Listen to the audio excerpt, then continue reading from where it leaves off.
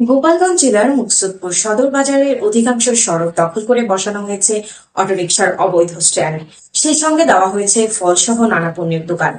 এতে সড়ক সংকুচিত হয়ে সৃষ্টি হচ্ছে যানজটের। সড়কে চলাচল করতে গিয়ে দুর্ভোগ পোহাতে হচ্ছে শিক্ষার্থী সহ সাধারণ মানুষের। বিস্তারিত দেখুন RT হাসানের প্রতিবেদনে। গোপালগঞ্জ জেলার মুকসুদপুর সদর বাজারে অধিকাংশ সড়ক দখল করে বসানো হয়েছে অটোরিকশার অবৈধ স্ট্যান্ড। সেই সঙ্গে দেওয়া হয়েছে ফলসহ নানা পণ্যের দোকান। এতে সড়ক সংকুচিত হয়ে সৃষ্টি হচ্ছে যানজটের।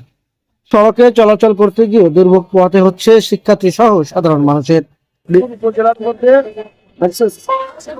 সদর বাজারের চৌরঙ্গি একটি গুরুত্বপূর্ণ স্থান।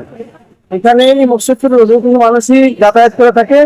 যেভাবে অটো লাইন দিয়ে থাকেনি তাতে এখানে মানুষের যাতায়াতের দুর্ভোগ পোহাতে হচ্ছে।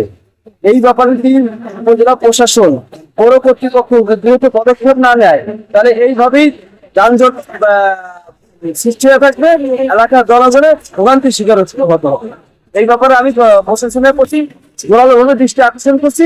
এই চৌরঙ্গির যানজট নিরসনের জন্য দ্রুত পদক্ষেপ গ্রহণ করা হয়েছে। একটি নিরাপদ সড়ক ব্যবস্থা সচেতন মহলের প্রাণের দাবি। উপজেলার শৃঙ্খলা রক্ষার্থে যারা নিয়োজিত রয়েছেন একটু বিশেষ নজর দিলেই যানজট থেকে দ্রুত সমাধান হওয়া সম্ভব। RT Hasan, RT Bangla TV, Muksudpur.